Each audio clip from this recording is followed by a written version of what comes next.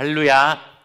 네, 지난주까지 신약 언어 수업이라는 주제를 마무리했고 오늘부터는 구약으로 건너와서 열왕기서를 살펴보게 되었습니다.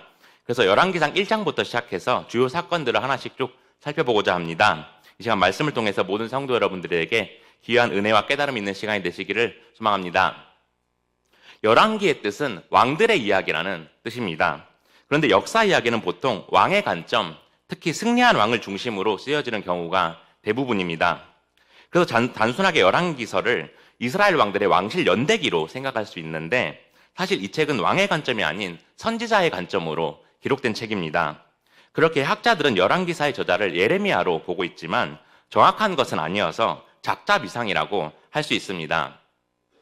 따라서 열왕기는 선지자의 관점으로 쓰여졌기 때문에 이스라엘 백성들이 하나님의 말씀에 순종했는가 아니면 불순종했는가에 관한 결과를 보여줍니다. 그리고 그 결과를 이스라엘 백성들에게 철저히 각인시키기 위해서 쓴 책이었죠. 그런데 이 말은 구약학자인 월터 브루그만이 한 이야기인데 실제로 열왕기하를 보면 하나님의 말씀에 순종하는 왕과 불순종하는 왕이 번갈아 가면서 계속해서 나옵니다. 그래서 다윗부터 시드기야까지 총 43명의 왕들이 나오는데 이들이 하나님께 어떻게 심판을 받았고 죽어서 왕실의 묘지에 함께 묻혔는지 아닌지가 매번 언급됩니다.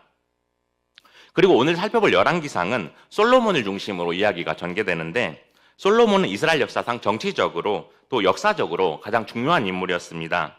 그는 매우 화려하고 장엄한 성전을 건축했고 또 그가 통치한 시기에 이스라엘은 가장 국토가 넓었고 또 경제적으로도 풍요로웠죠. 또 그의 지혜는 전 세계에 소문이 날 정도로 뛰어나서 다른 나라의 왕들이 그에게 조언을 구하러 찾아올 정도였습니다. 그렇게 솔로몬은 이스라엘에서 가장 화려한 정성기 또 황금기를 꽃피웠던 왕이었습니다. 하지만 그는 자신이 쓴 전도서에서 헛되고 헛되니 모든 것이 헛되도다 이렇게 말하면서 인생의 허무함에 대해서 고백했습니다. 솔로몬은 세상 그 누구보다 부와 권력을 누려보았기에 인간의 흥망성쇠는 더덥고 인생이 불확실하다고 느낄 수 있었던 것이죠. 그래서 아무리 왕이라도 하나님 앞에서는 아무것도 아니고 결국 하나님의 주권 아래에 있는 존재임을 말하고 있습니다. 그리고 열왕기서에서 이스라엘이 분열되는 장면이 나오는데 솔로몬 때까지 하나였던 이스라엘이 여로보암과 르호보암 때부터 남유다와 북이스라엘로 분열되게 되었죠. 이후 5대 제국인 아수르, 바벨론, 바사 페르시아, 헬라 그리스, 로마 제국 이렇게 순서대로 일어나게 되죠. 그렇게 주변의 제국들의 영향을 받으면서 강자만이 살아남는 시대가 도래하게 됩니다. 그런데 여기서 중요한 점 한 가지는 고대 사회에서 나라 간의 전쟁이 끝나면 승리한 나라가 패배한 나라에게 자신들의 신을 믿을 것을 강요한 일이었습니다. 당시 사람들은 전쟁을 신들의 전쟁으로 이해했기 때문에 패배한 나라는 승리한 나라의 신을 반드시 믿어야 했습니다. 그래서 패배한 나라는 승리한 나라의 신을 받아들이면서 나이가 어린 백성들은 원래 그런가 보다 하면서 이방 신들을 받아들이게 됩니다. 이러한 상황에 열왕기서를 기록한 선지자는 이스라엘 백성들이 하나님의 말씀에 순종하는가 그리고 하나님 외에 다른 우상을 숭배하지 않는가 이를 선지자적 관점에서 기록합니다. 그래서 이스라엘 백성들에게 오직 하나님만이 역사의 주인이시고 하나님 안에만 소망이 있음을 말하고 있습니다. 그리고 하나님은 이스라엘 백성들이 자신에게 불순종했을 때 다른 나라와의 전쟁을 통해서 그들을 징계하시고 돌아오게 하십니다. 그래서 이스라엘 백성들은 다른 나라의 포로로 끌려가기도 하고 또 노예 생활을 하기도 하면서 하나님의 섭리를 점차 깨달아가게 됩니다. 그리고 자신들이 죄를 회개하면서 하나님께로 돌아가는 여정을 보여주고 있어서 우리가 이러한 관점을 가지고 열왕기서를 살펴보아야 합니다. 그리고 오늘 우리가 살펴볼 본문도 이스라엘 백성들이 하나님의 말씀에 순종하는지에 관한 내용입니다. 이스라엘 백성들은 하나님의 택함을 받은 민족이었기에 그들을 통치할 왕도 하나님께서 직접 세우셨습니다. 그래서 이스라엘의 첫 번째 왕인 사울은 하나님께 택함을 받아서 사무엘에게 기름 부음을 받았고 또 두 번째 왕인 다윗도 마찬가지였죠. 그리고 열왕기상 1장의 시작에는 다윗의 아들인 아도니아가 등장합니다. 그런데 그는 이스라엘의 주권이 하나님께 있음을 인정하지 않고 자신이 그 주권을 가지려고 합니다. 그래서 다윗이 죽을 때가 되어서 늙고 쇠약해진 틈을 노려서 자신이 이스라엘을 통치하려고 했습니다. 이러한 아도니아의 행동은 이스라엘의 왕이 되려고 하는 욕심을 넘어서 하나님의 뜻에 순종하는가 아니면 불순종하는가의 문제였습니다. 제 아무리 다윗의 아들이고 능력이 있어도 이스라엘의 왕은 하나님이 택하시고 세워진 것이었는데 아도니아는 이 질서를 거부하는 모습을 보여줍니다. 그렇게 열왕기상의 시작이 다윗의 말기 때와 아도니아 이야기로 시작되어서 솔로몬이 왕이 되는 장면이 나옵니다. 그런데 솔로몬도 말년에 하나님의 말씀에 불순종하면서 하나님에게 마음이 떠나는 모습을 보여주었습니다. 그리고 이후로도 이스라엘의 역대 왕들이 계속해서 하나님의 뜻에 순종하지 않는 모습을 보여줍니다. 그러므로 열왕기상을 시작하는 아도니아의 이야기를 통해서 우리가 하나님의 뜻에 순종하는 사람이 어떤 사람인지 세 가지를 나눠보려고 합니다. 그럴 때 하나님의 택하심을 받은 백성으로서 하나님의 뜻에 순종하겠다고 결단하며 나아가는 모든 성도 여러분들이 되시기를 주님의 이름으로 축복합니다. 첫째로 하나님의 뜻에 순종하기 위해서는 하나님의 주권을 인정해야 합니다. 이 세상을 창조하시고 다스리시는 분은 오직 하나님이십니다. 그렇게 하나님의 주권이 세상 무엇보다 가장 위에 있는 것인데 이 사실을 거부하고 자신의 욕심을 앞세운다면 그것은 하나님의 주권에 대한 도전이 됩니다.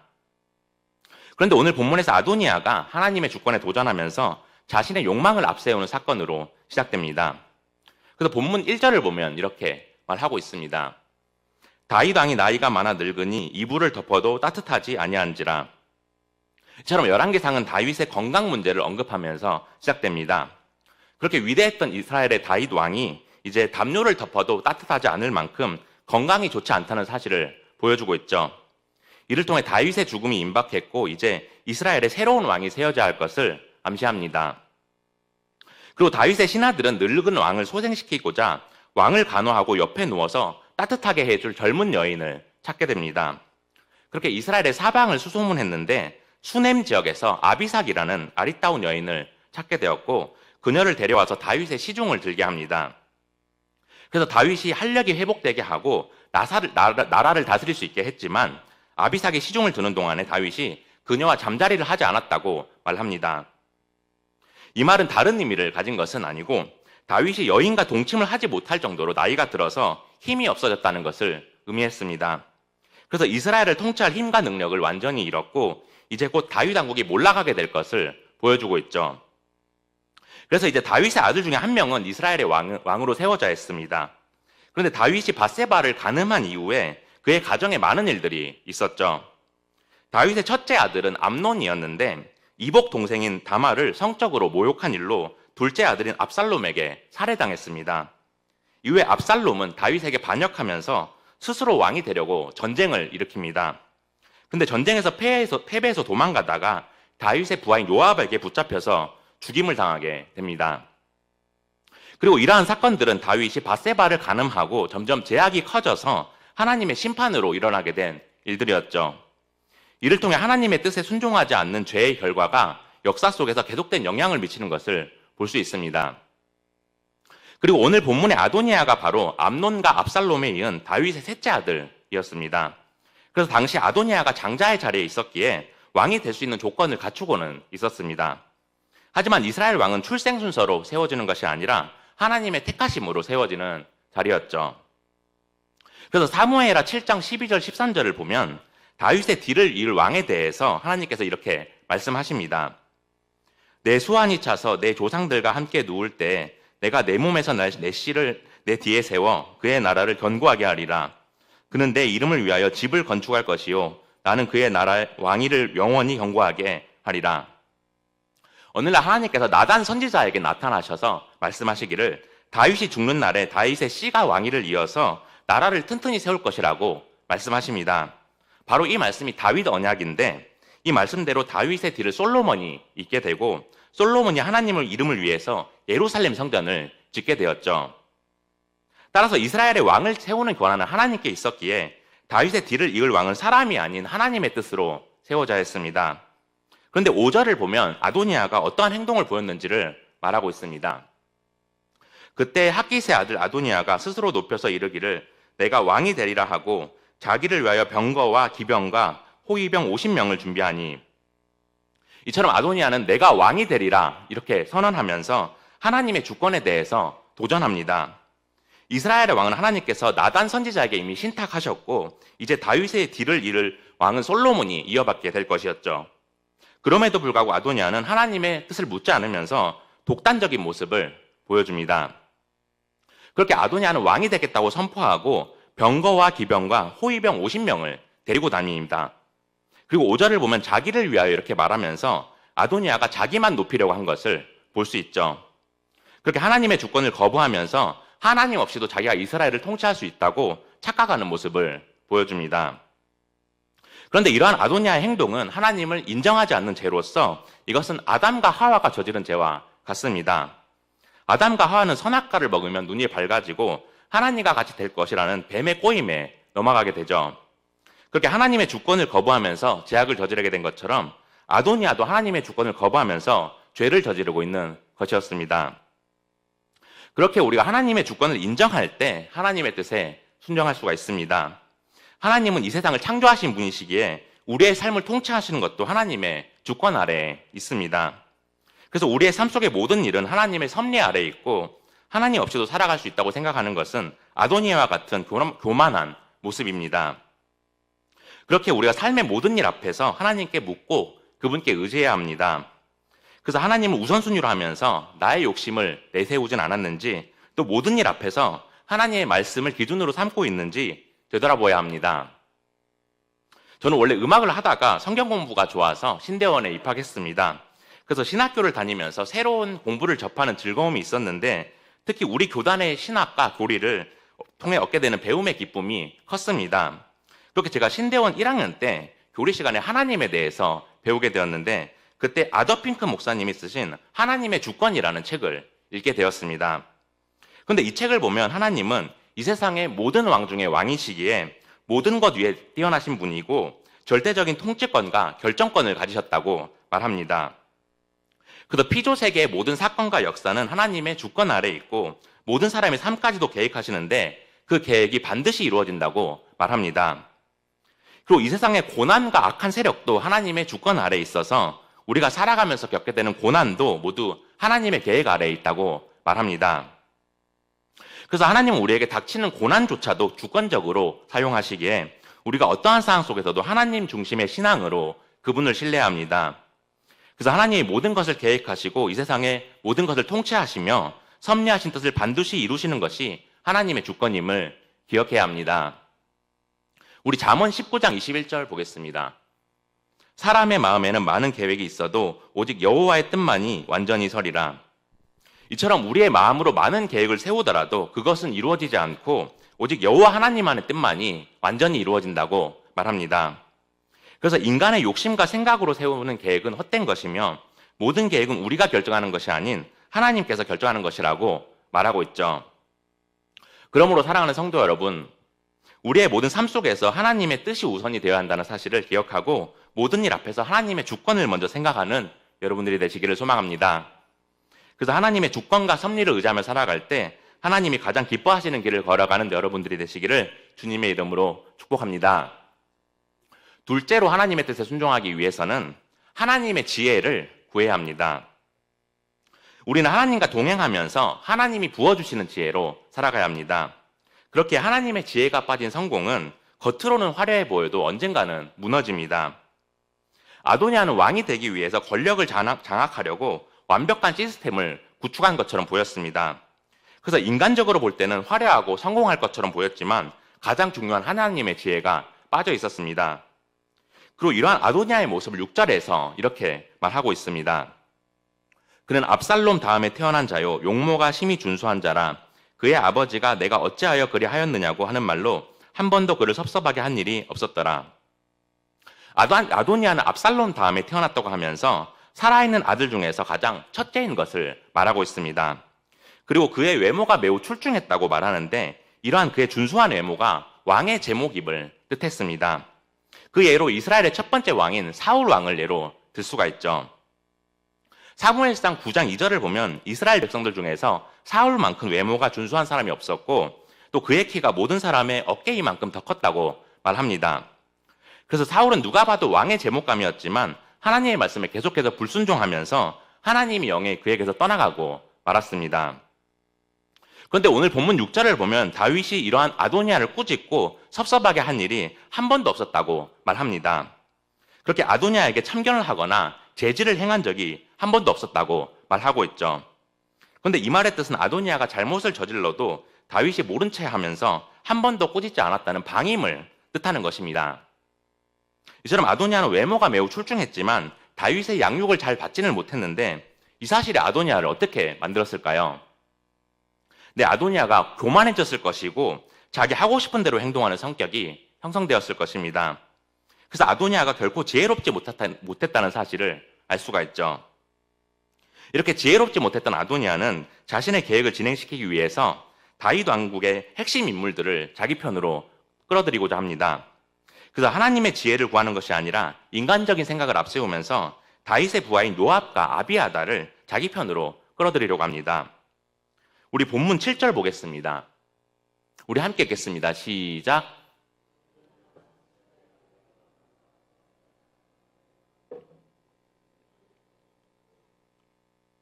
여기서 먼저 요압은 다윗 왕국의 최고 사령관이라고 할 수 있습니다.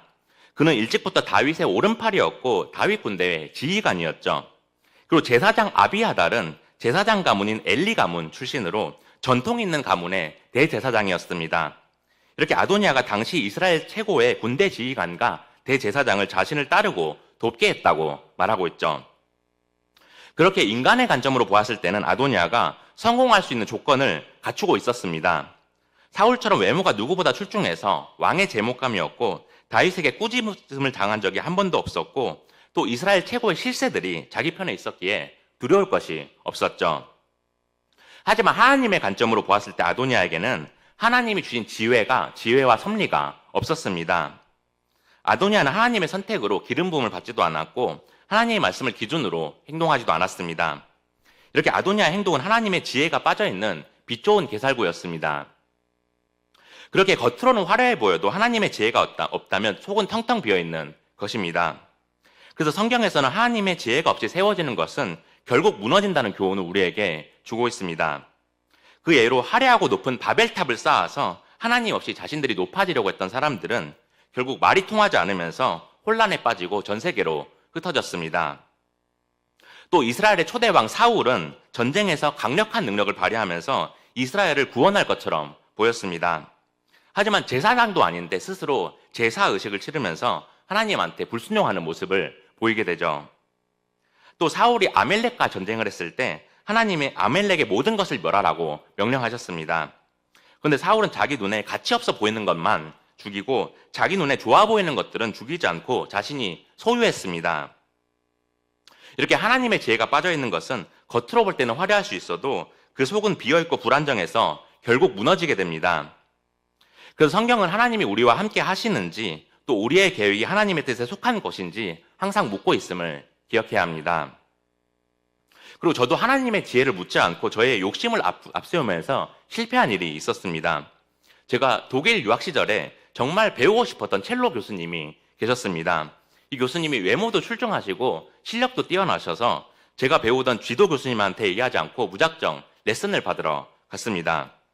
그렇게 제 욕심을 앞세웠지만 다행히 저를 좋게 봐주셔서 석사과정 입시시험을 보게 되었습니다. 그래서 시험을 보기도 전에 친구들에게 교수님이 나를 뽑아줄 것 같다고 하면서 입시를 보게 되었습니다. 그런데 그날 시험장에 들어갔는데 제가 생각한 것과 전혀 다르게 분위기가 흘러가서 너무 당황해서 연주를 망쳤습니다. 그렇게 시험장을 나와서 더 신중해야겠다는 생각이 들었고 며칠 뒤에 불합격했다는 소식을 듣고 너무 속상했습니다. 그래서 내 생각과 욕심으로 일을 추진하고 또 시험을 보기도 전에 자만한 마음을 가졌던 것이 결국 안 좋은 결과로 이어지는 것을 경험했습니다. 우리 잠언 3장 5절 보겠습니다. 너는 마음을 다하여 여호와를 신뢰하고 내 명철을 의지하지 말라. 잠언의 저자는 하나님을 신뢰하면서 나의 지식과 지혜를 의지하지 말라고 말합니다. 그래서 우리가 하나님의 뜻에 순종하기 위해서는 나의 지혜가 아닌 하나님의 지혜를 구해야 합니다. 왜냐하면 지혜는 하나님이 가지신 고유한 속성이기에 인간의 지식과 생각을 훨씬 뛰어넘는 것이기 때문입니다. 그러므로 인간의 판단이 겉으로는 좋아 보여도 하나님의 지혜만이 참된 것임을 기억하고 모든 일 앞에서 하나님의 지혜를 구하는 여러분들이 되시기를 소망합니다. 그렇게 하나님이 계획하시고 인도하시는 길을 따라가면서 하나님의 뜻에 순종하는 여러분들이 되시기를 주님의 이름으로 축복합니다. 셋째로 하나님의 뜻에 순종하기 위해서는 하나님의 사람들과 함께 해야 합니다. 우리가 하나님이 원하시는 길을 가기 위해서 혼자 걸어가는 것이 아니라 우리를 붙들어줄 수 있는 믿음의 사람들과 함께 나아가야 합니다. 우리는 시험과 고난이 오면 넘어질 수도 있는 연약한 존재이기에 우리를 도와줄 수 있는 믿음의 동역자들이 필요합니다. 아도니아는 왕이 되려고 하면서 그를 도와줄 사람들을 잔치에 초청했습니다. 그런데 그 중에 결정적으로 중요한 인물들이 빠져 있었습니다. 우리 오늘 본문 8절에서 10절 보겠습니다. 제사장 사독과 여호야다의 아들 브나야와 선지자 나단과 시므이와 레이와 다윗의 용사들은 아도니아와 같이 하지 아니하였더라. 아도니아가 에느로겔 근방 소헬레 바위 곁에서 양과 소와 살찐 송아지를 잡고 왕자 곧 자기의 모든 동생과 왕의 신하된 유다 모든 사람들을 다 청하였으나 선지자 나단과 브나야와 용사들과 자기 동생 솔로몬을 청하지 아니하였더라. 아도니아는 자신의 뜻과 함께할 사람들을 택하고 그들을 초청해서 성대한 잔치를 열었습니다. 하지만 여기에 중요한 인물이 한 명 빠져 있었는데 그가 바로 선지자 나단이었습니다. 하나님께서 다윗에게 언약을 주셨을 때 나단은 하나님의 뜻을 대신해서 전한 선지자였습니다. 그래서 이스라엘의 왕을 세우라는 하나님의 신탁을 직접 받았기에 왕을 결정할 열쇠를 쥐고 있었죠. 하지만 아도니아는 이러한 나단 선지자를 초대하지 않았고 그 외에도 대제사장이 될 사독, 그리고 다윗의 근위대장 브나야와 다윗의 용사들, 그리고 장차 이스라엘의 왕이 될 솔로몬도 제외시켰습니다. 이들이 모두 장차 하나님의 뜻을 이루게 될 사람들이었는데 아도니아는 이들을 의도적으로 제외시켰습니다. 그래서 아도니아는 하나님의 뜻과는 거리가 먼 사람들을 택했고 자신의 생각대로 일을 진행시켰습니다. 이렇게 처음부터 방향이 잘못된 선택이었고 믿음의 사람들이 아닌 자신들의 이익을 쫓는 사람들과 함께 했습니다. 그래서 그에게는 믿음의 동력자도 없었고 하나님과 동행하지 않으면서 그분의 뜻에서 완전히 벗어났습니다. 그렇게 우리는 하나님이 원하시는 길을 걸어가기 위해서 하나님의 사람들과 함께 해야 합니다. 그래서 살아가면서 하나님의 뜻을 우선순위로 두는 믿음의 사람들을 주변에 두어야 합니다. 그럴 때 중요한 결정 앞에서 믿음 있는 사람들의 조언을 듣게 되고 세상의 기준이 아니라 하나님의 기준으로 결정을 내릴 수가 있습니다. 저 역시도 살아가면서 믿음의 동역자가 반드시 필요하다는 사실을 많이 느끼는데 이제 목회를 하게 된 이후에는 아내가 지금 저의 가장 큰 믿음의 동역자가 되었습니다. 저와 아내가 성향이 완전히 반대라서 MBTI도 해보면 이제 성격 검사를 해보면 완전히 반대로 나옵니다. 근데 아내가 저보다 사람을 잘 품어주고 또 사람들과의 관계를 잘 하는 편입니다. 그래서 그런 아내의 모습을 볼 때마다 이런 모습이 하나님께서 기뻐하시는 모습이구나 이렇게 생각이 들면서 많이 배우게 됩니다. 그리고 제가 목회를 하면서 어려운 일이 있을 때 저를 붙들어줄 수 있는 믿음의 동역자가 옆에 있다는 사실의 든든함을 느낍니다. 이처럼 우리가 세상을 살아가면서 때로는 흔들릴 때가 있고 판단이 흐려지고 나의 감정이 앞설 때가 있습니다. 그렇게 성경에서는 우리의 믿음을 지키기 위해서 서로 격려하고 함께할 수 있는 믿음의 공동체가 있어야 된다고 말합니다. 우리가 완벽할 수가 없기에 신앙은 혼자 지키는 것이 아니라 함께 지켜나가야 합니다. 한편 주변에 하나님의 사람을 세우지 못했던 아도니아는 결국 말년에 완전히 무너지게 됩니다.